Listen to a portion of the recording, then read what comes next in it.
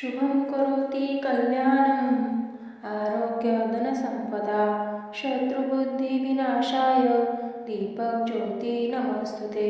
दिव्या दिव्या रे दीपकार कानी कुंडल मोतीहार दिव्याला पाहून नमस्कार तिळाचे तेल कापसाची वात दिवा लावला देवापाशी उजेड पडे विष्णूपाशी माझा नमस्कार सर्व देवदेवतांपाशी ये ग लक्ष्मी बसक वाजे माझे घर तुला साजे घरातली इडापिडा बाहेर जाऊ दे बाहेरची लक्ष्मी घरात येऊ दे घरातल्या सगळ्यांना उदंड आयुष्य सुख समाधान लाभू दे।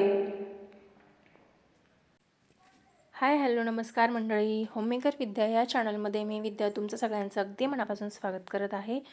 तर पहिली प्रार्थना ऐकून तुमच्या लक्षात आलंच असेल की आज आम्ही तुमच्यासोबत दिव्यांची अमावस्या त्या दिवशी दिव्यांची पूजा कशी करायची हे तुमच्यासोबत शेअर करणार आहे।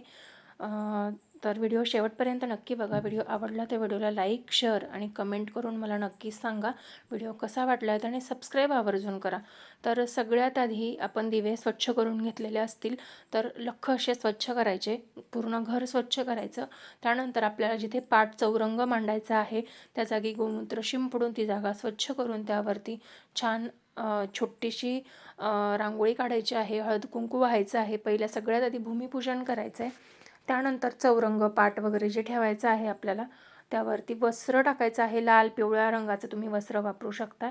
त्यानंतर सगळ्यात आधी एक तुपाचा दिवा आपल्याला प्रज्वलित करून घ्यायचा आहे। त्या दिव्यासाठी आधी मी तांदळाचं आसन टाकलेलं आहे, त्यानंतर त्याला हळद कुंकू वाहिलेलं आहे आणि तुपाची छोटी निरांजन मी आज पेटवलेली आहे देवासाठी। तर दिव्यांची पूजा आहे म्हटल्यानंतर जे आपले सगळे दिवे आहेत त्यांचे आपण ते छान स्वच्छ करून घेतलेले असतील। घरात असले नसलेले सगळे दिवे आपण पूजनासाठी घ्यायचे आहेत। तर इथे मी माझ्याकडे असलेले सगळे दिवे घेणार आहे। त्यासाठी दिवे असेच आपल्याला ठेवायचे नाही आहे, तर प्रत्येक दिव्याला आपल्याला आसन तयार करायचं आहे। आसन तयार करायचं म्हणजे काय, आपण माहिती कलश स्थापना करताना सुद्धा आपण तांदळाचं आसन देत असतो, रास देत असतो। तर त्या पद्धतीने मी आधी सगळ्या दिव्यांना आसन दिलेलं आहे, त्याच्यावरती हळद कुंकू वाहून घेणार आहे आणि त्यानंतर शोभतील असे सगळे दिवे म्हणजे इकडे तिकडे ठेवण्यापेक्षा जसे छान सुशोभित दिसतील या पद्धतीने मी सगळे दिवे ठेवून घेणार आहे। बघू शकता माझ्याकडे खूप म्हणजे एक मोठी निरांजन आहे, त्यापेक्षा एक छोटी निरांजन आहे, त्यानंतर अखंड दीप आहे, त्यानंतर छोटे छोटे जे निरांजन म्हणतो आपण ते आहेत तर ते ठेवते मी। त्यानंतर एक छोटीशी निरांजनच आहे ते सुद्धा। त्यानंतर हे सगळे दिवे मी इथे ठेवून घेतलेले आहेत। तर हे दिवे मी आधी स्वच्छ धुवून पुसून घेतलेले आहेत। तर सगळ्या दिव्यांना मी आधी हळद कुंकू अर्पण करून घेणार आहे।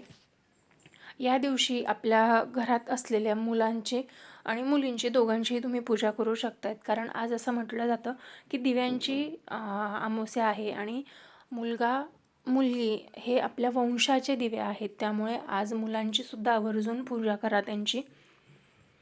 तर मी सगळ्या दिव्यांना इथे हळद कुंकू वाहून घेतलेला आहे। आमच्याकडे कणकेचे दिवे करत नाहीत, तुमच्याकडे जर कणकेचे दिवे करत असतील तर ते सुद्धा आवर्जून करा। आमच्याकडे कणकेचे दिवे करत नाहीत त्यामुळे मी कणकेचे दिवे बनवत नाही। आमच्याकडे साधी सिंपल सोपी या पद्धतीने पूजा केली जाते, तर मी त्याच पद्धतीने पूजा केलेली आहे आणि तीच तुमच्यासोबत शेअर करते। तुम्हाला जर आजचा छोटासा व्हिडिओ आवडला तर लाईक करून सबस्क्राईब नक्की करा। त्यानंतर तुम्हाला यांना गजरे वगैरे जे काही हार जे काही दिव्यांना तुम्हाला घालता येईल ते सगळं घालायचं आहे। आज माझ्याकडे जे जे फुलं होते त्या सगळ्या फुलांचा हार मी मोठ्या दिव्यांना बनवून घेतलेला आहे आणि जे छोटे छोटे निरांजन आहेत त्यांच्यासाठी मी फूल वाहणार आहे। तर बघू शकताय या पद्धतीने मी हे बनवून घेतलं सगळं आधी। त्या दिवशी तुमच्या घरात जो नैवेद्य बनलेला असेल तो सुद्धा तुम्ही ह्या दिव्यांना ठेवू शकताय, पण दिव्याला ठेवताना तुम्ही साखर गूळ शेंगदाणे शेंगदाणे साखर दूध साखर या पद्धतीने कोणताही नैवेद्य तुम्ही ठेवू शकताय। तर बघू शकताय सगळ्या दिव्यांना मी हळद कुंकू लावून घेतलेला आहे, अक्षता वाहून घेतलेल्या आहेत, त्यानंतर फुलं ठेवलेली आहेत त्यावरती।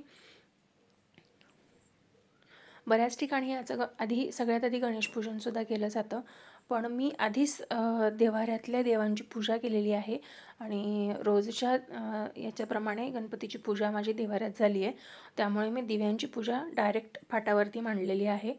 तर बघू शकता या पद्धतीने साधी सोपी सिंपल अशी पूजा मी मांडलेली आहे. बऱ्याच जणींना माहिती नसतं काय ते.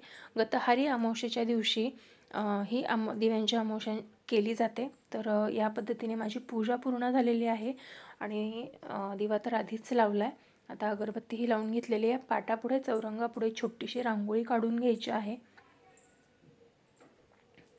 बघू शकताय. तर तुम्हाला आजची साधी सोपी सिंपल अशी पूजा कशी वाटली हे मला कमेंट करून नक्की सांगा आणि तुमच्याकडे कशी पूजा केली जाते हे सुद्धा नक्की कमेंट करून सांगा. चला तर मैत्रिणींनो, परत भेटूया नवीन व्हिडिओमध्ये नवीन काहीतरी घेऊन. तोपर्यंत स्वस्त राहा, मस्त राहा, स्वतःची काळजी घ्या आणि घरातल्यांची काळजी घ्या आणि स्वामी सेवा करत राहा. चला तर मग भेटूया नवीन व्हिडिओमध्ये नवीन काहीतरी घेऊन. तोपर्यंत श्री स्वामी समर्थ मैत्रिणींनो.